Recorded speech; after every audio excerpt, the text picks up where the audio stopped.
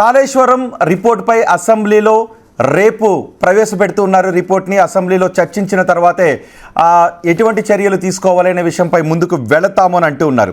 మరోవైపు కాళేశ్వరం రిపోర్ట్ని రద్దు చేయాలని ఇప్పటికే కేసీఆర్ హైకోర్టును ఆశ్రయించారు. మధ్యంతర ఉత్తర్వులు ఇవ్వడానికి హైకోర్టు నిరాకరించింది. కౌంటర్కు మాత్రం ప్రభుత్వాన్ని కౌంటర్ వేయమని అడిగింది. అదే సమయంలో అసెంబ్లీలో పెట్టకుండా ఆర్డర్ జారీ చేయండి, ఆదేశాలు ఇవ్వండి అంటూ ఇటు హరీష్ రావు కూడా మరోసారి తెలంగాణ హైకోర్టును అభ్యర్థించారు, తెలంగాణ హైకోర్టును అడిగారు. సో ఎందుకు బీఆర్ఎస్ రద్దు చేయాలని, అలాగే అసెంబ్లీలోకి రాకుండా చూడాలి అని బీఆర్ఎస్ ఎందుకు ప్రయత్నం చేస్తుందనే చర్చ కూడా జరుగుతుంది. ఈ అంశం గురించి మనం మాట్లాడుకోబోతున్నాం. నాగేశ్వర్ గారిని ఇదే అంశం గురించి అడుగుదాం.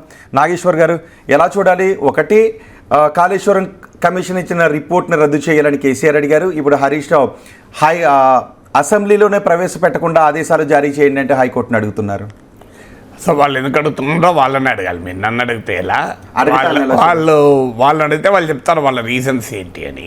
అలా అడగడం కరెక్టా కాదా అనేది నన్ను అడగచ్చు మీరు. అలా అడగడం కరెక్టా కాదా అంటే ఇందులో రెండు అంశాలు. ఒకటి, కాళేశ్వరం రిపోర్ట్నే అసలు ఇన్వాలిడ్ చేయాలి అని. సో అది ఐ థింక్ ఏ కోర్టు కూడా చేస్తుంది నేను అనుకోను. ఎందుకంటే కోర్టులు విచారణ కమిషన్లు చేసినటువంటి విచారణను యథాలాపంగా క్వాష్ చేయవు. కేసులు క్వాష్ చేయడం వేరు, ఒక కమిషన్ రిపోర్ట్ సబ్మిట్ చేసినాక క్వాష్ చేయడం వేరు. కోర్టులో విచారణ లేకుండా అలా ప్రైమా ఫేస్ చేస్తారని అనుకోను. అయినా ఎందుకు అడుగుతున్నారు బీఆర్ఎస్ అని మీరు అడిగారు కదా, దానికి కూడా అంటే వాళ్ళు బీఆర్ఎస్ నమ్ముతోంది ఏంటంటే Kaleshwaram commission PC Ghosh report కేవలం ఒక పొలిటికల్ వెండెట, రాజకీయ కక్ష సాధింపు కోసమే మేడిగడ్డలో ఒకటి రెండు పిల్లర్లు మాత్రమే కృంగినాయి.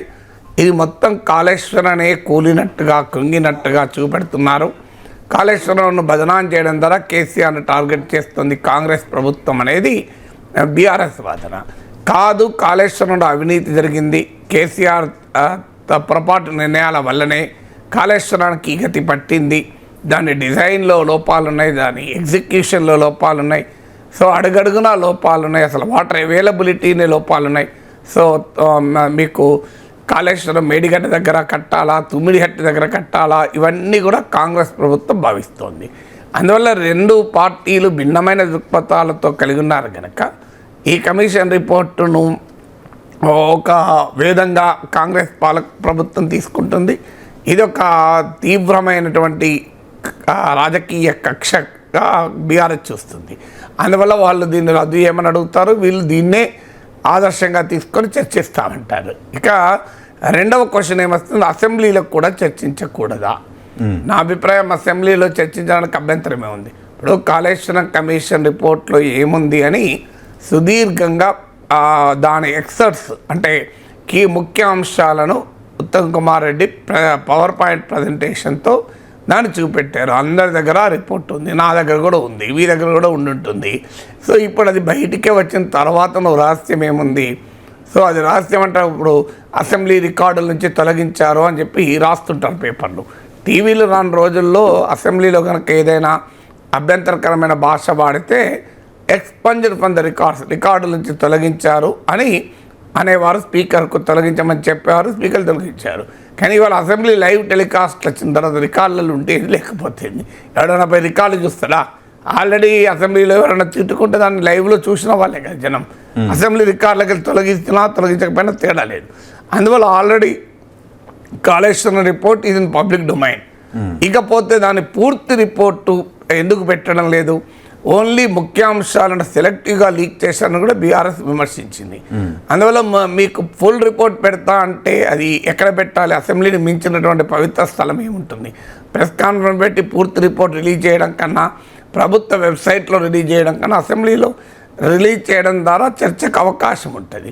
చర్చను చాలా సమర్థవంతంగా ఎదుర్కోగలిగే సామర్థ్యం కూడా బీఆర్ఎస్ నేతలకు ఉంది. కేసీఆర్ రాకపోయినా, హరీష్ రావు అయినా, కేటీఆర్ అయినా సమర్థవంతంగా ఆ నివేదికను తూర్పార పట్టి చీల్చి చెండాడగలిగే కెపాసిటీ హరీష్ రావుకు ఉంది. అలాంటప్పుడు అసెంబ్లీలో మాట్లాడనివ్వకపోతే, ఒకవేళ మాట్లాడనివ్వరు అనుకుంటే దాన్ని నచ్చి మళ్ళీ మీడియా పాయింట్ ఎలాగో ఉంటుంది కదా. సో అందువల్ల ఒకవేళ ఇప్పుడు ఏ అంశాన్నైనా చర్చకు రాకుండా చేయడం వల్ల పరిష్కారం ఉండదు. దానివల్ల ఇంకా ఎక్కువ చర్చ పెరుగుతుంది తప్ప ఏం ఉపయోగం ఉండదు. అసెంబ్లీలో చర్చ పెట్టడానికి బీఆర్ఎస్ వెనకాడాల్సిన అవసరం లేదు. ఎస్, పెట్టండి అసెంబ్లీలో. మా వర్షన్ మేము చెప్తాం, మీ వర్షన్ మీరు చెప్పండి. ప్రజలు ఏ వర్షన్ నమ్ముతారో ప్రజల నిర్ణయానికి వదిలేయండి అని చెప్పాలి తప్ప అసెంబ్లీలో పెట్టకూడదు అంటే దానిపైన ఇంకా ఇంట్రెస్ట్ పెరుగుతుంది. అఫీషియల్ రిపోర్టుపై అన్అఫీషియల్ రిపోర్ట్లు చెక్కలు కొడతాయి.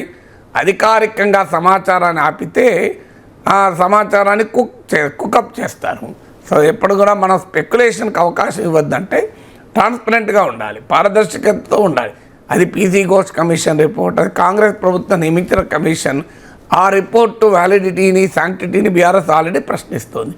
ఇంత జరిగినాక ఇక రిపోర్ట్లు ఉన్నదాన్ని అసెంబ్లీలో పెట్టి చర్చిస్తే ఏముంది? ప్రభుత్వ వర్షం ప్రభుత్వం చెప్తుంది, ప్రతిపక్ష వర్షం ప్రతిపక్షం చెప్పుకోవచ్చు కదా.